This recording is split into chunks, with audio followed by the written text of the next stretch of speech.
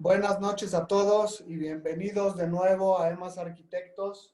Queremos darles a todos la bienvenida y queremos, para todos los que es la primera vez que se conectan con nosotros, queremos decirles que es una comunidad en donde estamos compartiéndoles a ustedes conferencias con los mejores arquitectos de México. Esperamos primeramente Dios que esta comunidad crezca y podamos también invitar a personalidades internacionales para que nos puedan compartir su trabajo, su pasión y todo lo que hacen. La verdad es que estas conferencias son totalmente gratuitas. Lo que queremos hacer es que la comunidad crezca y compartir cosas positivas en las redes. El día de hoy estamos, la verdad, muy contentos porque tenemos el honor de presentarles al arquitecto Benjamín Romano. Siendo estudiante de la Universidad Iberoamericana, ingresó al estudio del ingeniero Eberto Castillo, donde se desempeñó calculando momentos estructurales. Un año después, le fue asignado el proyecto arquitectónico de un complejo industrial de 19,000 metros cuadrados en el estado de Hidalgo, bajo la dirección del propio ingeniero Castillo. Para agosto de 1978, había terminado el primer edificio de su historia, junto con la carrera de arquitectura. Interesado en la industrialización de la vivienda, se contrató en una fábrica en el estado de Israel, donde entendió dos cosas: que su oficio nunca sería la construcción masiva de la arquitectura y que ésta se diseña pensando en su estructura y proceso constructivo. En 1982, al presentar su examen profesional, obtuvo mención honorífica y fue invitado por sus sinodales a dar clases en la universidad, donde ha sido profesor del ciclo de proyectos y de construcción, ha impartido diplomados, participado en la coordinación del ciclo de construcción y en la revisión del plan de estudios de la Escuela de Arquitectura, Plan Universidad Iberoamericana. Y desde el año 2003, invitado por el arquitecto Francisco Serrano, ha coordinado la Cátedra Blanca CEMEX en la universidad. Su formación universitaria, su temprano entendimiento de las estructuras y procesos constructivos, así como su continuo aprendizaje del oficio a través de la docencia, son claramente visibles en sus proyectos que le han merecido reconocimientos internacionales, tales como en 2019 CEMEX reconoció su trayectoria otorgándole el premio Lorenzo H. Zambrano. En el 2019, el Council of Tall Buildings and Urban Habitat reconoció a la Torre Reforma como uno de los 50 rascacielos más influyentes del mundo en los últimos 50 años. En 2019, Premio Trayectoria en Arquitectura 2019, Asociación de Desarrolladores Inmobiliarios. En 2018, la International High Rise Award le dio el premio a la Torre Reforma como el mejor rascacielos del mundo. En 2017, el premio Obra CEMEX en Edificación y Accesibilidad Universal. En 2016 y 2017 fue invitado como Expert in Residence por la Universidad Harvard. En 2016, medalla de oro en la 14ª Bienal Nacional de Arquitectura Mexicana. El premio Diamante de New York en la categoría C en Sistemas Estructurales. La obra del año 2016 en la revista Obras del Grupo Editorial Expansión. En 2014, el premio Augusto Álvarez, otorgado por excelencia en su trayectoria arquitectónica de la Federación del Colegio de Arquitectos de México, entre muchos otros premios. La verdad es que si sigo con los premios, no me alcanzaría la hora para mencionarlos.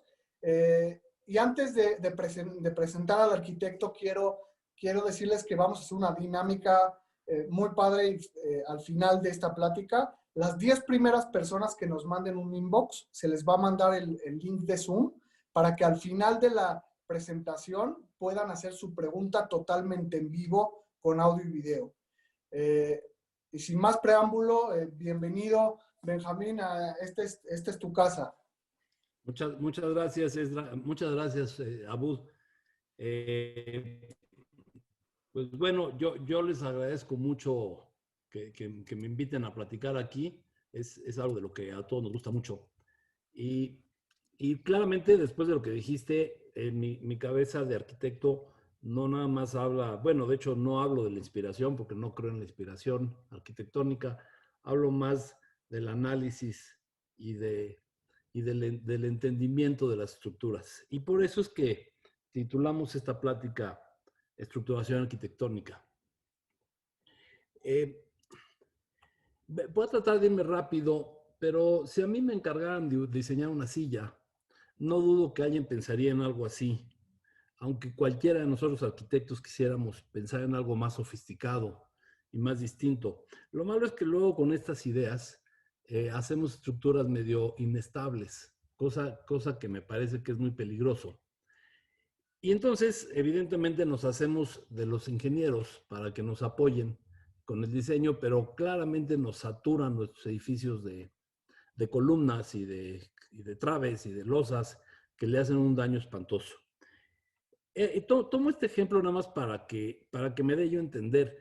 Aquí vemos tres sillas distintas, totalmente distintas, en el que lo que me queda claro que la relación suelo-estructura es totalmente importante o fundamental en ese diseño. Y me parece que lograr eso es lo que me ha permitido hacer el trabajo que hemos podido hacer en el taller. Creo que es una explicación, a lo mejor sin chiste, pero me parece interesante plantearla. Cuando yo empecé a trabajar en Tizayuca con Alberto Castillo, hicimos, dentro de todas las cosas que hicimos una nave con unos claros muy, muy importantes.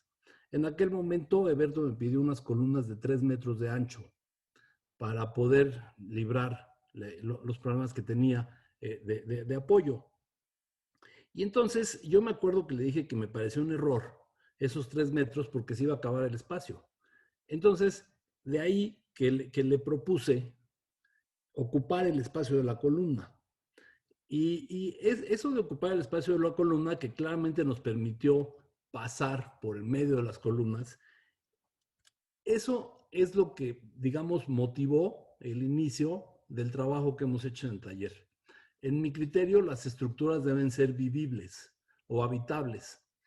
Y lo explico de esta manera. Para este claro tan grande, necesitábamos una inercia de 3 metros en este elemento.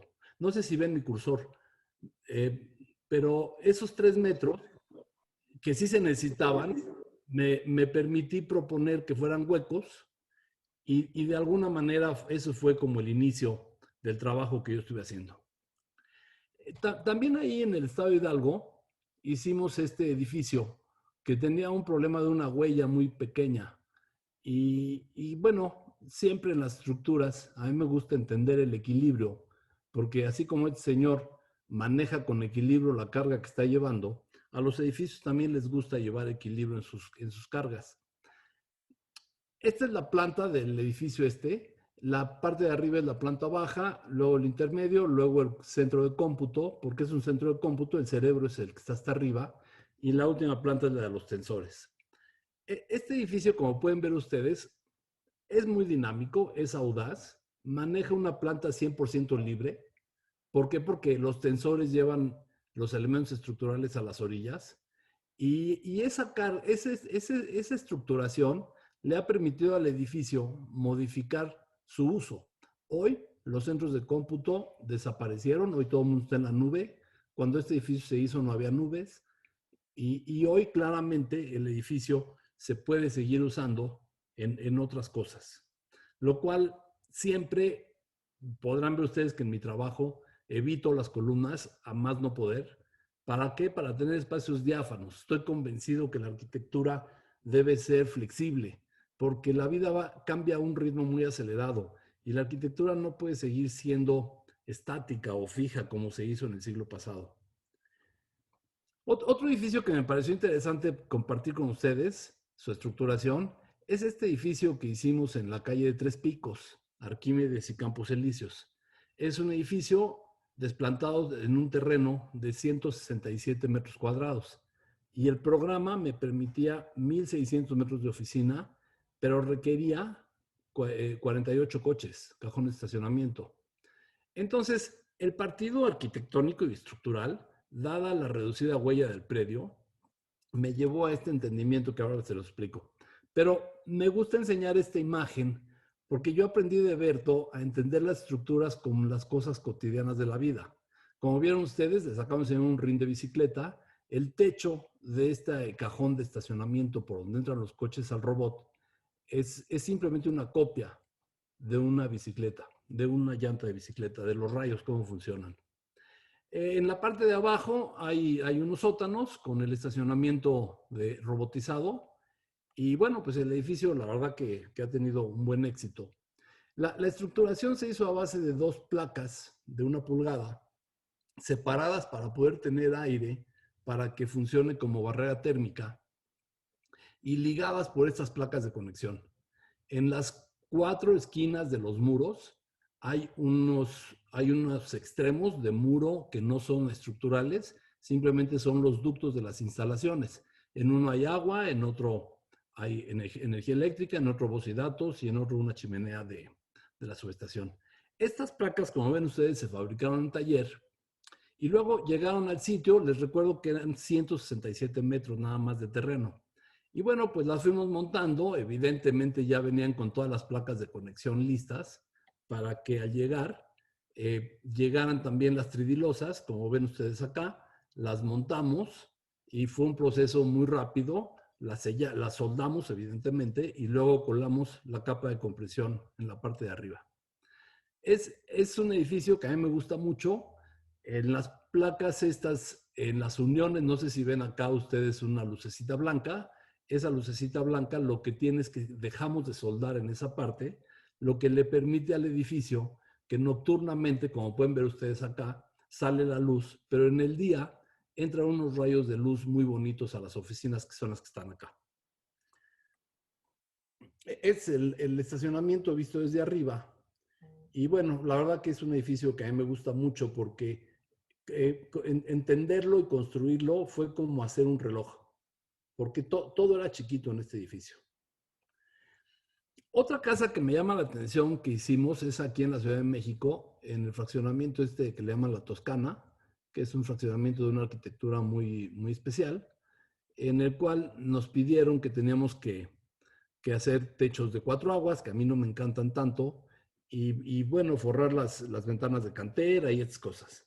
Entonces, con esta tradición o concepto que tengo de no manejar columnas en mis edificios, pues me pareció que las casas también deberían ser lo mismo. Y entonces me pareció importante hacer una cúpula, como la que les enseñé hace rato, claro que una cúpula del siglo XXI.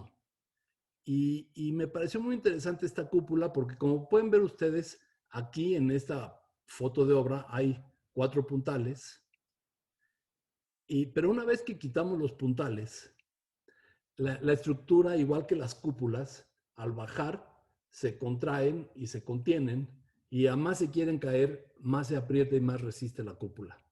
Me parece que tiene esta estructura le da una espacialidad muy interesante a la casa, y sobra decir que le da una luz pues muy, muy, muy bonita.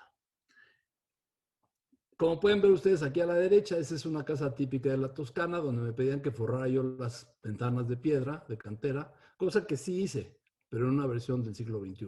Como pueden ver ustedes aquí donde salen las plantas, que ese fue mi interpretación de su idea de Toscana.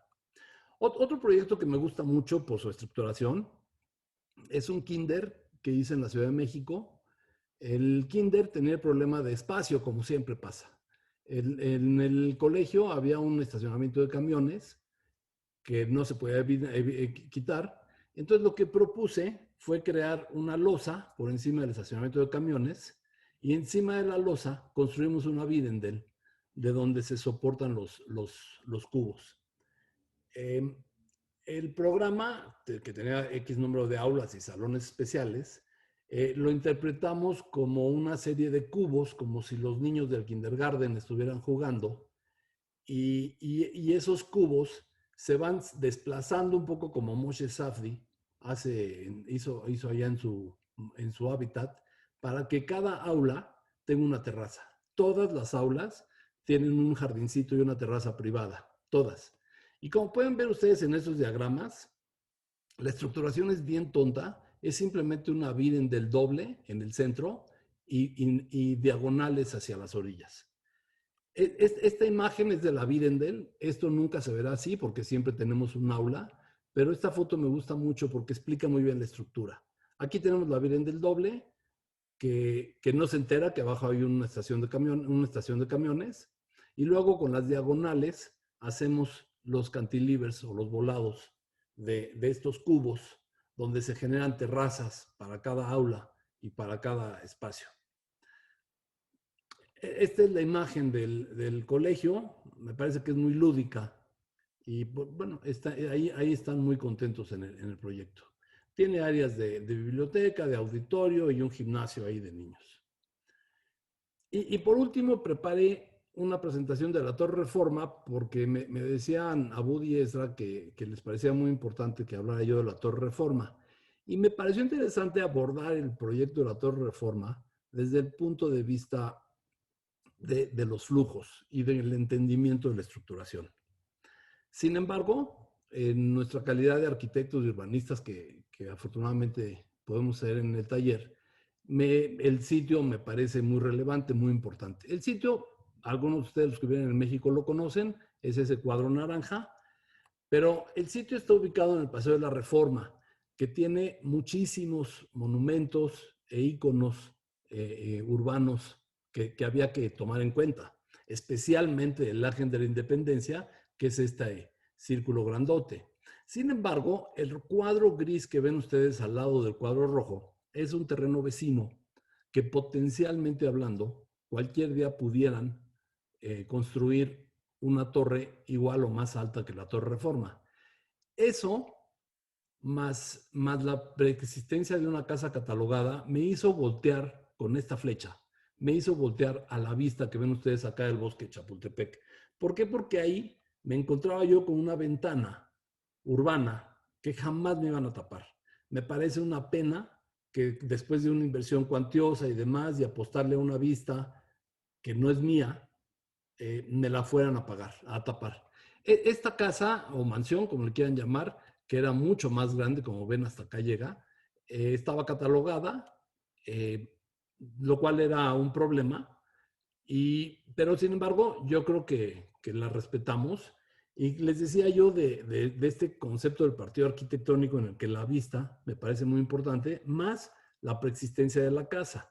Aquí se entiende muy bien en este croquis cuál es el partido arquitectónico. Está la casona, están mis vistas dominantes, está mi muro, y este muro que lo tengo que tener porque es fachada, Alberto Castillo, con quien trabajé 24 años, me decía que si yo tenía que tener un elemento en mi construcción, había que ponerlo a trabajar para que no esté flojo. Y además había que ponerlo esbelto para que no esté pesado, porque decía que a los flojos y a los pesados había que correrlos del edificio. Yo me acordé de Berto cuando pensé en este muro, entonces dije, voy a traer las cargas al muro, bajo las cargas por todo el muro y me queda un espacio diáfano.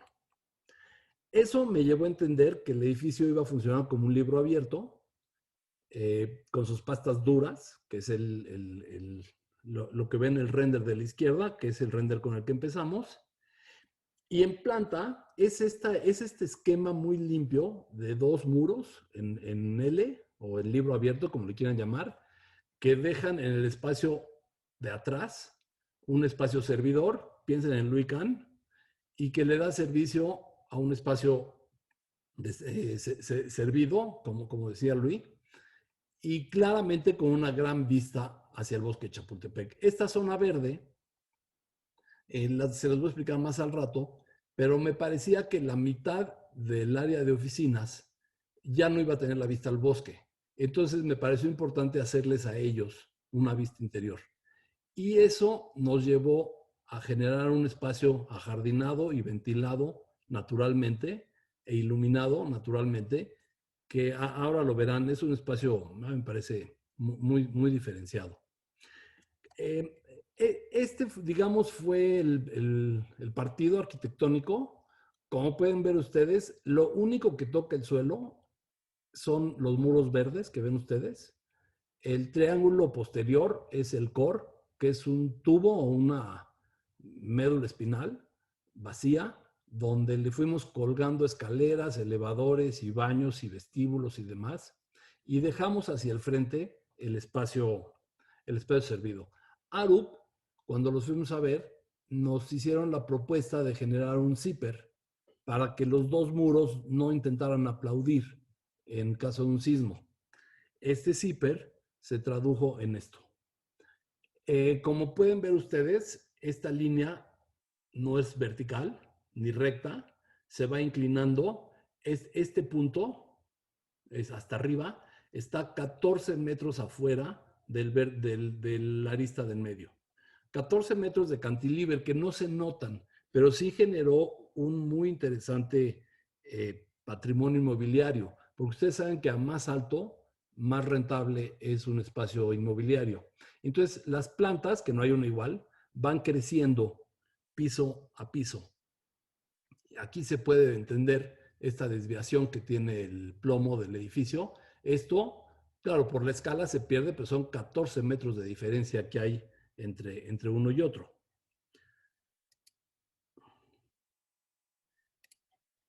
Sí, me doy a entender, ¿verdad? Con este, claro.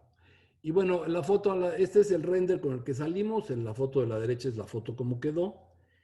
Y de aquí me arranco a explicar este tema que me apasiona. Estoy convencido que los edificios, igual que los cuerpos, son producto de un análisis de flujo o de una serie de iteraciones que la naturaleza ha permitido que los flujos entiendan su trayectoria y se ubiquen donde deben ubicarse.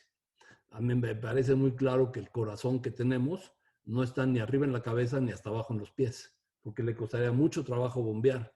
Y si estuviera hasta arriba, dañaría mucho al cerebro. Entonces, me parece que durante los años de los seres vivos se han venido desarrollando estos flujos a través de iteraciones y eso es lo que a mí más me apasiona. Entonces, lo voy a desglosar en los flujos. Me parece que es una muy buena manera de explicar la torre. En el término del flujo estructural, nos queda claro que las cargas las subimos a través de estos tensores hacia el muro de concreto y el muro de concreto, que es muy bueno para la compresión, baja hasta la cimentación. Este adecuado entendimiento del flujo estructural nos permitió hacer un edificio de este tamaño, que es el más alto de México, de la Ciudad de México, con 9.500 toneladas de acero nada más, que representa 105 o 106 kilos de acero por metro cuadrado, que para este tipo de estructuras, créanme que es muy poco. Otro flujo muy importante del edificio es el flujo de la gente. Es un edificio de una huella muy chica, el terreno tiene 2.800 metros. Entonces, claramente no nos podemos dar el lujo de tener elevadores de alta velocidad que recorrieran desde abajo hasta arriba, porque entonces las plantas bajas de los edificios iban a estar llenas de elevadores. Es decir, toda esta planta, si ustedes van a la Torre Mayor, por ejemplo, o al Seagrams, que me fascina, las plantas bajas son puros elevadores. Entonces, por eso es que hicimos este análisis de flujos. Si ustedes ven esta línea azul, son low rise, mid rise es esta naranja gruesa y high rise es la naranja delgada, que para eso tenemos un shuttle que nos lleva a un vestíbulo en el Sky Lobby, donde hay amenidades de todo el edificio. Y esta verde son las áreas deportivas y comerciales. Este análisis del flujo humano nos permitió hacer todo el desarrollo de elevadores nada más con 275 kilowatts de energía, que es nada. ¿Por qué? Porque los elevadores, con excepción de los shuttles y high rise, todos son de 2.1 metros por segundo, que son, además de más baratos, muy poco consumidores o menos consumidores de energía.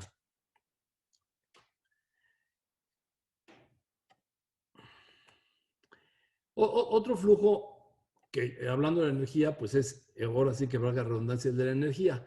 En este edificio hicimos algo que no se ha usado en México, no sé en otras partes del mundo. Nosotros recibimos media tensión y transportamos a un circuito en media tensión que sube y baja del edificio y tenemos los puntos verdes, subestaciones transformadoras de media tensión a baja, a 480 evidentemente, y los puntos amarillos son transformadores de 480 a 220. Eso nos permite, todos sabemos, a mayor tensión, mayor calibre y mayor pérdida de energía en el trayecto. A menor tensión, perdón, a mayor tensión se controla eso. Eso nos permitió tener de una instalación de 4.551 kilowatts de demanda, el consumo es de 2.700. ¿Y por qué? Porque no hay disipación de energía, porque la transportamos en media tensión y la generamos en las subestaciones y plantas de emergencia que están en este nivel, en media tensión también. Otro flujo que me interesa mucho es el del agua.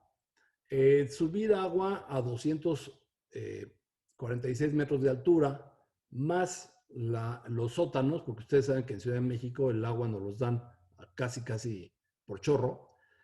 El consumo de bombas, de energía en bombas y las tuberías iba a ser muy grande. Entonces decidimos utilizar la gravedad como sistema de repartición del agua. Entonces en la parte elevada hay un tanque de agua que realmente nadie ve. Ese tanque de agua por gravedad irradia los servicios y el incendio, con excepción de los primeros pisos porque no hay la presión adecuada. Entonces, si ustedes ven esta imagen, es el cuarto de bombas de todo el edificio, que no sé si les diga algo la escala, pero esta tira mide 70 centímetros de altura, para que me entiendan, o estas son de 70 centímetros. Las bombas son muy pequeñas para este edificio. Este es el equipo de bombeo que tenemos en la azotea para irrigar a los primeros pisos altos y ya luego lo demás por gravedad. Por supuesto, tenemos 2 cisternas de agua potable, tenemos cisternas de agua de lluvia y sistema de agua tratada. Agua tratada, evidentemente, del drenaje. El drenaje es un tema. El Paseo de la Reforma, tal parece que el drenaje se diseñó cuando Porfirio Díaz y su flujo o su caudal es muy bajo, lo cual hace que se inunda en las grandes tormentas, se inundan las calles y los edificios por culpa de esa tubería. Entonces nosotros decidimos mandar 0 drenaje a la municipalidad. 0, estamos desconectados del drenaje municipal. Y para ello tenemos una planta de tratamiento de aguas que trata el 100% de las aguas negras, misma que se consume toda ella en las torres de enfriamiento, el 100%. Las aguas de lluvia que están en esta parte azul también se utilizan para manejar el enfriamiento de agua. Y eso nos permitió tener un ahorro importantísimo de agua de 30% y 0 drenaje a la municipalidad. El otro flujo interesante es el de automóviles. Cuando hicimos este edificio había una normatividad muy extraña de tener un coche cada 30 metros cuadrados, lo cual generaba problemas muy importantes. Para poder acomodar 1,100 coches, que es lo que nos demandó, nos hicimos de 8 sótanos de todo el predio. Tuvimos que hacer un edificio robótico en la parte superior.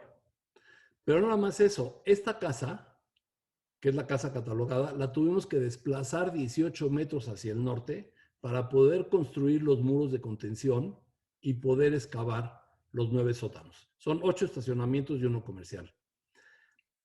Todo un problema el estacionamiento en Ciudad de México que afortunadamente ya se controló. Ya eso ya no pasa, ya ahora es un máximo, no un mínimo.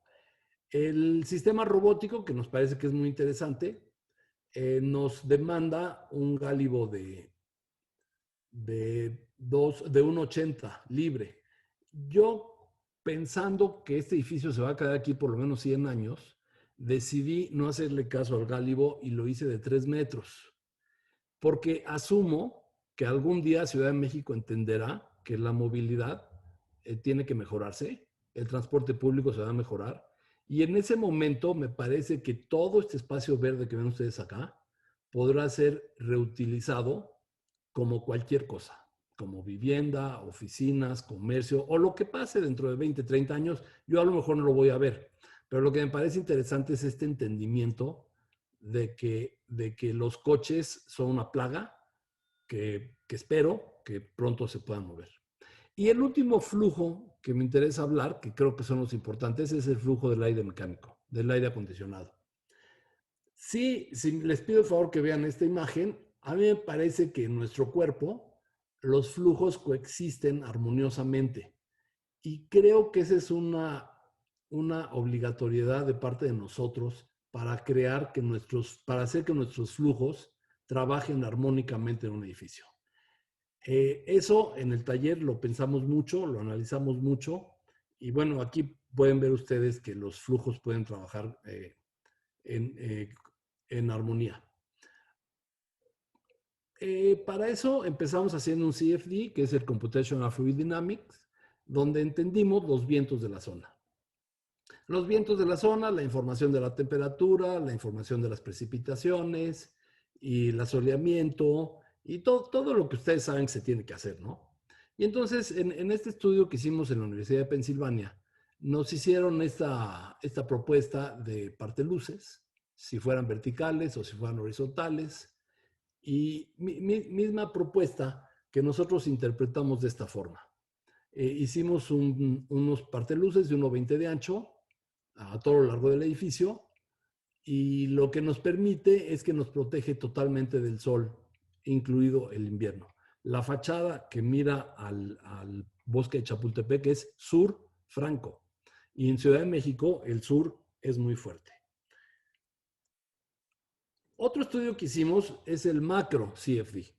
El macro CFD nos permite entender la velocidad de los vientos o la fuerza de los vientos, como le quieran llamar. Para que ustedes me entiendan, el azul es calma y el rojo es violencia de viento, o sea, vientos de hasta 200 millas por hora. Cuando recibimos este estudio, a mí me llamó mucho la atención la cuestión azulosa del edificio en la fachada sur. Me llamó tanto la atención que hicimos una modificación de proyecto y esta terraza que era cerrada y esta terraza que era cerrada, entendimos gracias al CFD que las podíamos abrir y las dos terrazas son muy agradables. ¿Por qué? Porque el edificio sirve como una cueva que protege del viento al edificio. Esos estudios los recomiendo muchísimo, en mi opinión son importantísimos y creo que hay que considerarlos mucho. Pero no nomás eso nos ayudó. Cuando metimos el diseño, Arup en un principio creyó que nosotros íbamos a necesitar unos amortiguadores sísmicos. Y la sorpresa que se llevó Arup es que con estos muros de concreto, que es el diseño tectónico, piensen en Teotihuacán, tectónico de la Torre Reforma, los muros hicieron que se eliminaran los aisladores sísmicos, con un ahorro importantísimo para el edificio. El micro CFD, lo que nos permitió entender, les platicaba yo del patio este que tenemos aquí al centro, nos permitió entender cómo se comportaría el patio si abrimos las ventanas, si no las abrimos y demás. Y eso nos permitió darle a este patio del que les hablé al principio, nos permitió darle una función única. ¿Por qué? Porque aquí, manual o mecánicamente, se ventila el edificio. Y cuando tú ventilas el edificio, vacías el humor o el aire caliente de las oficinas porque lo succiona. Eso independientemente de que tenemos 24 horas al día entrada de aire fresco y salida de aire fresco. Hoy, en el COVID, nos hemos dado cuenta que esta es una medida súper acertada y la recomiendo para todos los arquitectos. No hay nada como ventilar los espacios, naturalmente.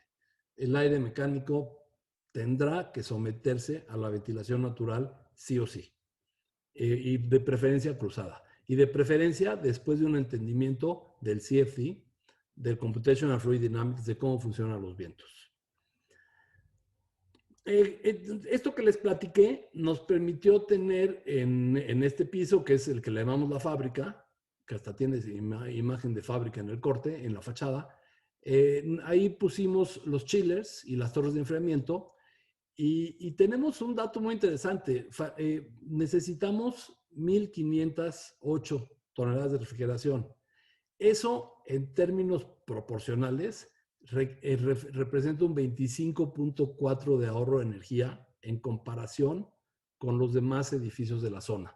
Es decir, el AIA, American Institute of Architecture, en su reto 2030, decía que para el 2016, que es cuando acabamos este edificio, debíamos estar en el 20% de ahorro de energía. Nosotros tenemos 25%. Y dice que para el 2030 tenemos que llegar a 0% de consumo de energía para aire acondicionado. Yo creo que para allá vamos. Ahorita estamos haciendo el aeropuerto de Vallarta y allá estamos en el 48% de ahorro de energía. Y por supuesto que hay que seguir integrándolo. Ya es como lo último, para que no se aburran. A mí me fascina esto, pero bueno, integrar todos estos flujos en una sola unidad, como la naturaleza ha integrado nuestros flujos en nuestro cuerpo, yo creo que no hay una mente capaz de verlo. Entonces, de ahí que nos tuvimos que hacer del BIM, del BIM, que es el Building Information Model, que sin él yo creo que no hubiéramos podido manejarlo.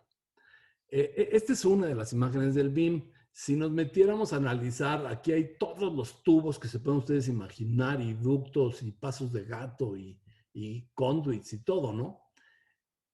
Ver eso es muy difícil, pero verlo en contacto con la estructura es todavía más difícil, porque la estructura luego va chocando. Esta es otra imagen del BIM. Y luego, esta es otra imagen del BIM, de cómo ven ustedes aquí el aire acondicionado, ven las armaduras fuertesotas del este, y todas ellas tienen que ir interactuando con el edificio, desde un simple conduit hasta un aire acondicionado, hasta una estructura. Y por supuesto, por ejemplo, estos elementos, estas cruces que ven ustedes acá, estas cruces se repiten cada 4 pisos, porque estas aberturas del concreto, que realmente son estructurales, cada 4 pisos tenemos un piso, que es este, que se maneja como un cinturón que integra el edificio. Ese cinturón tiene estas megacruces embebidas en el muro de concreto. Y en su momento Arup me pidió que estas aberturas fueran de todo el ancho y todo el alto de 3 pisos de este patio. Yo reflexioné con ellos y les dije que realmente para efectos sísmicos estos cantilevers funcionaban como abertura, porque no se tocan. Y sí, me dieron la razón. Entonces, con ayuda de ellos y con ayuda de algunos de mis alumnos, y con el uso de este Grasshopper, diseñamos esta fachada. Para el Grasshopper le dijimos que por ejemplo, debe ser una columna. Este también es una columna. Estos son los cinturones de los que les hablé ahora.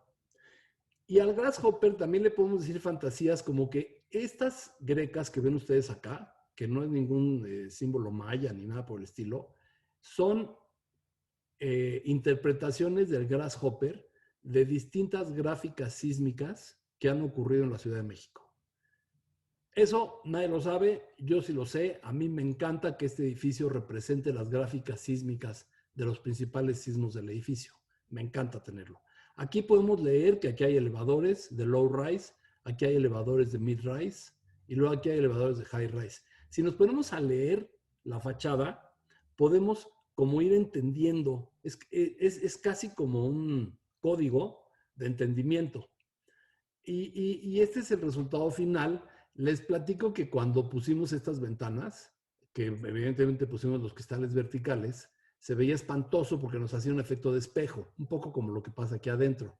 Y entonces nos pareció muy interesante inclinar los cristales para que no se vea. Y hoy por hoy tú ves la imagen como la que está a la izquierda o esta, y tú crees que está perforado, aunque entiendes claramente que no está perforado. Y por supuesto que desde el interior tenemos unas vistas que me parece que son muy, muy sugestivas. Luego se me olvidan los nombres, pero el arquitecto Premio Pritzker de Portugal dice que la vista no hay que regalarla, sino que hay que enmarcarla.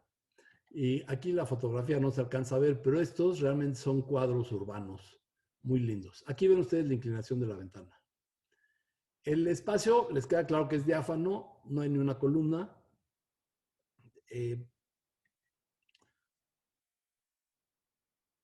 Todos los materiales son muy sencillos. Ven ustedes aquí este espacio totalmente diáfano, con 0 columnas, que los usuarios evidentemente agradecen mucho. Y este es uno de los patios de los 14 clústeres que hay, que los 14 se ocuparon por empresas privadas que tienen los 3 pisos. Y ven ustedes que no hay ni una columna, ¿no? Me parece muy interesante. Muy interesante.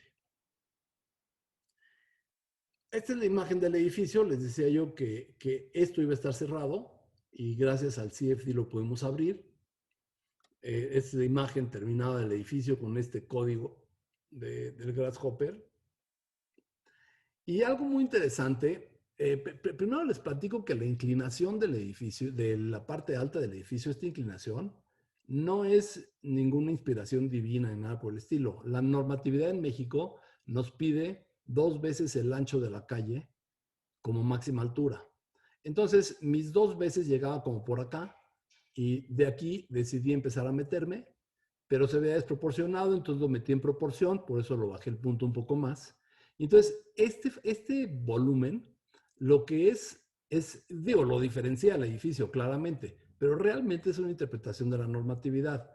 Ahora, esta fachada es sureste, que es lo más caliente que se puedan imaginar ustedes. Entonces, por eso verán ustedes aquí una rayita, que me parece interesante platicarla, porque esa es una ventilación para que el calor que se acumula aquí adentro de estos precolados, entre los precolados y la fachada interior, se disipa a todo lo largo de esto. Eso le ha permitido al edificio mantener sus grados de ahorro de energía con los que manejamos.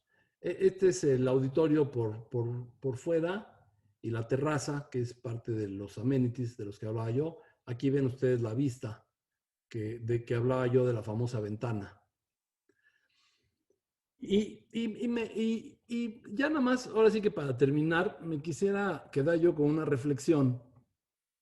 Hay muchas gentes que creen que la arquitectura es producto de la inspiración divina o de la inspiración forzada con estimulantes ajenos, ¿no? Yo no puedo estar más en contra de eso. En mi opinión, nosotros los arquitectos somos unos directores de orquesta que lo único que hacemos es coordinar para que todos los que trabajan en el edificio trabajen en coordinación, armoniosamente, y así como un director de orquesta invita al mejor pianista o al mejor violinista, a mí me gusta invitar a los mejores que pueden colaborar con nosotros. ¿Por qué? Porque yo creo que esa es una integración de profesionistas que claramente somos un iceberg enorme, los responsables de un edificio. Y nosotros los arquitectos estamos aquí arribita, en la punta del iceberg.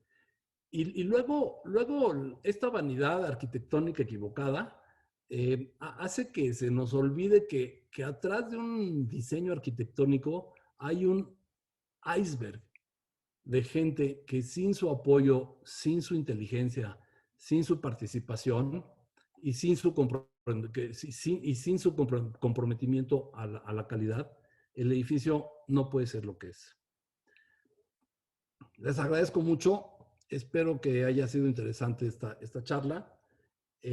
Y bueno, me encantaría, como dijo Abud, oír de algunas preguntas y respuestas del público. Y me dará mucho gusto tratar de contestarlas. Muchas gracias, muchas felicidades. Extraordinaria presentación. Y quiero mencionar que hay arriba de 1,600 personas en vivo conectadas aquí con nosotros. Muy contenta la gente echando porras, echando likes, saludos y demás. Para los que están conectándose nuevos, quiero decirles que estamos compartiendo estas presentaciones con los arquitectos. Pueden ver en la página todo el catálogo de presentaciones que tenemos, compartirlas con ustedes con mucho cariño. Y vamos a pasar a una sesión de preguntas y respuestas que en esta ocasión la vamos a hacer más dinámica. donde las personas puedan participar en el Zoom. Todavía nos quedan espacios disponibles para el que quiera hacer una pregunta en vivo. Y así ver la cara de la gente que nos está preguntando. La primera pregunta la va a hacer Adriana Naomi Palomino, que está aquí conectada con nosotros. Si quieres, prende tu micrófono y tu audio y para hacerle la pregunta al arquitecto. Adelante, Adriana.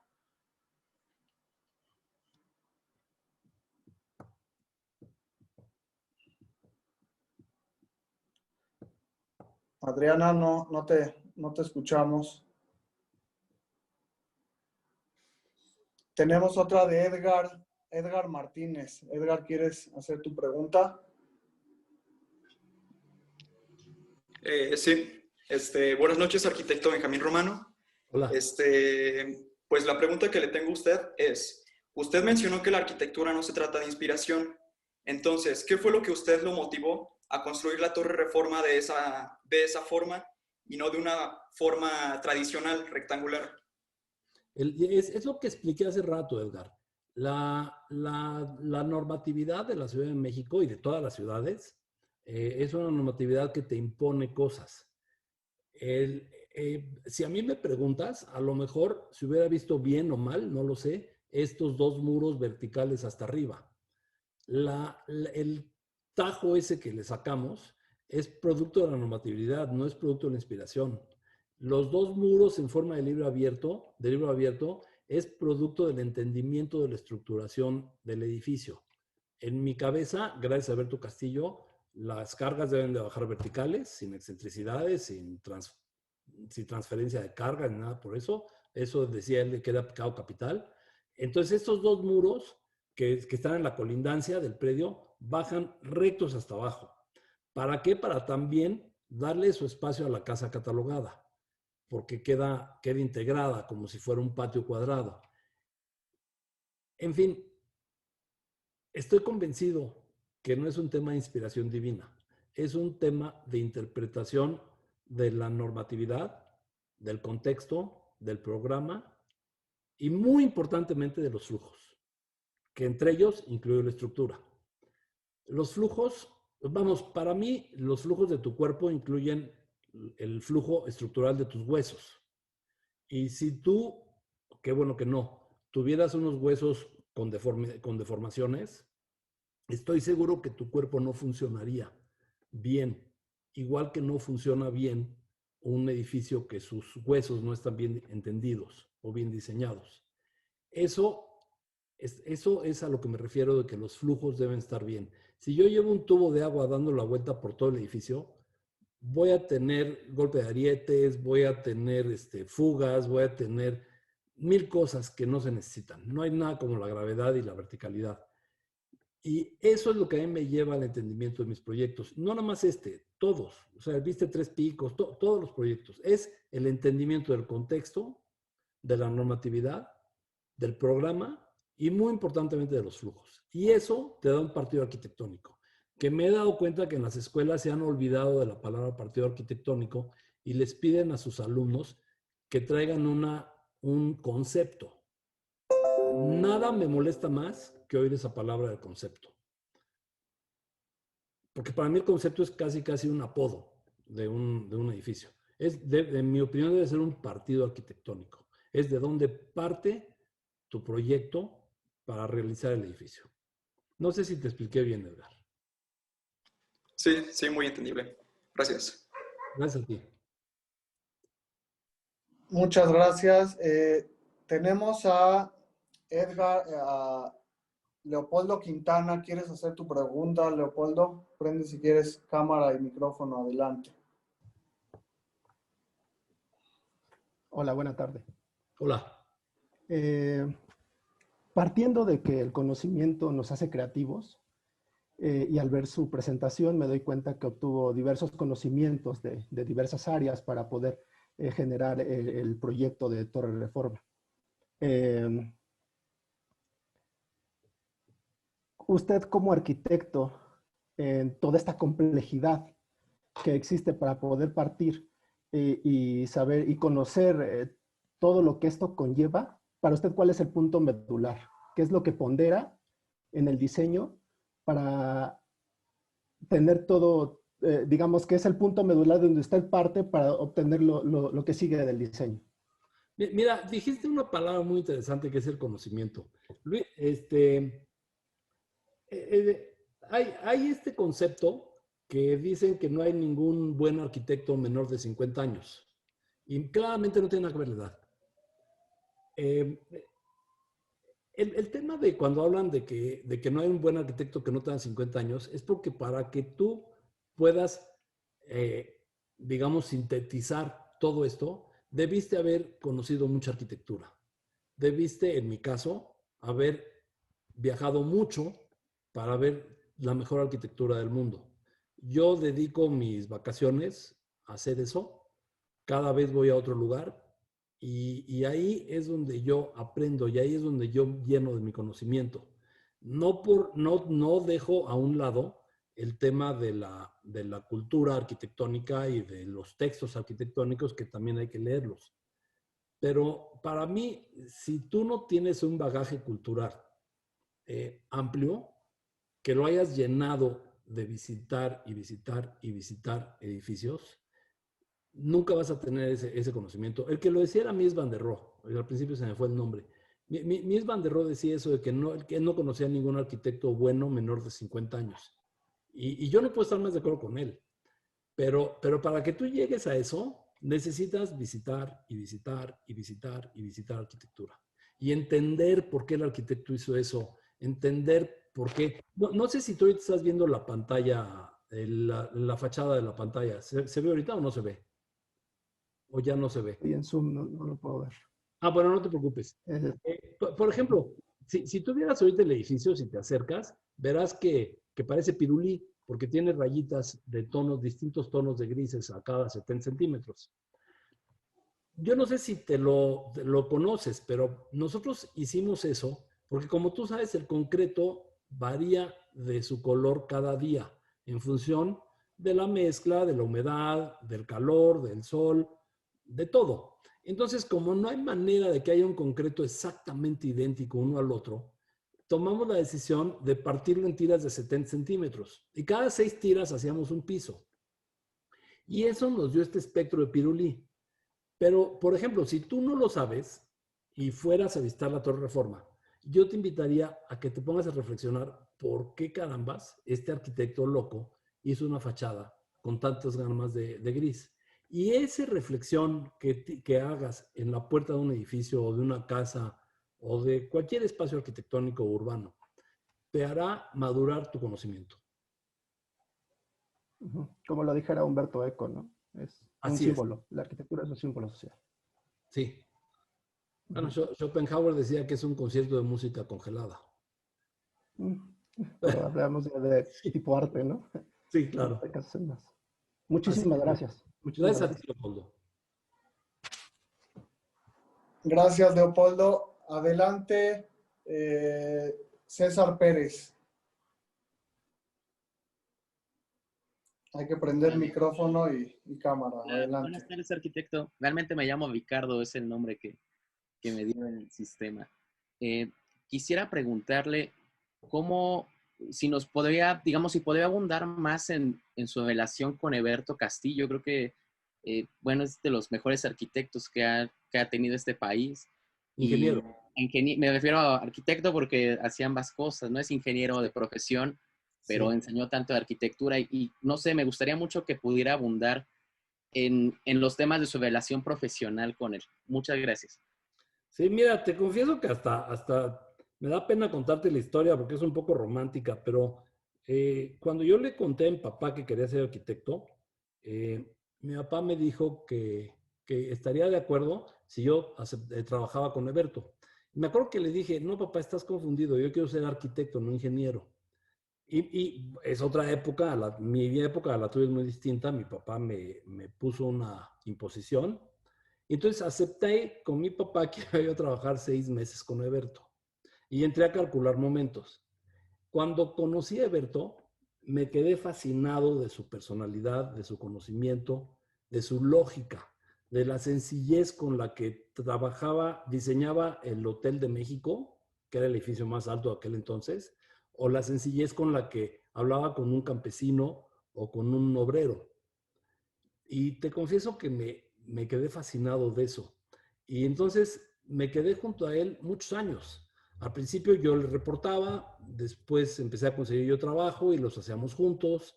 La Torre Chapultepec la hicimos juntos y hicimos unos puentes juntos y viajamos juntos, porque en aquella época Eberto andaba con la idea de los ventiladores urbanos, que yo creo que era una gran idea, porque lo que él quería era hacer una carretera en el Ajusco y perforar a través de túneles, como cualquier túnel de una máquina que en aquel entonces no había, pero nos fuimos a París a ver cuánto costaba la máquina perforadora y fuimos con la señora Tere, su esposa, y bueno, pues la verdad es que yo creo que lo que más aprendí de él es su calidad humana. Eberto tenía una calidad humana única, fantástica, así no te lo puedes imaginar a qué grado. Y muy divertido con su carácter veracruzano que tenía. Él es de Veracruz, él era de Veracruz. Y desafortunadamente el azúcar, más una infección, cuando fue a Chiapas para tratar de arreglar el problema del subcomandante Marcos, pues le pegó y desafortunadamente no pudo salir de ahí. Yo lo sigo extrañando. Él murió a sus 68 años de edad y no hay día que no me acuerde de él en las obras. Su lógica es lo que era fascinante. Muchas gracias. A ti, César. Muchas gracias. No sé si Edgar ya hizo su pregunta, Edgar Martínez. Ya. Ok. Adriana, no sé si quieras preguntar. Tenemos a Adriana también en el Zoom. No sé si. No se animan, se chivean. Está bueno. Pues muy bien. Pues qué bueno, Abud. Qué padre que hicimos esta plática, esta charla. Pues ojalá que a los demás les haya parecido interesante. Y no sé si tú tengas algún comentario, Abud. Pues creo que la gente, 1,500, arriba de 1,500 personas dicen más que 1,000 palabras. Extraordinaria charla, la gente está feliz y la verdad es que no me queda más que agradecerte profundamente tu participación con nosotros. Gracias por la invitación y te digo misión cumplida porque nos echamos 1 hora, ¿eh? No me Así pasé. es. Sí, Así me costó es. trabajo no pasarme, ¿eh?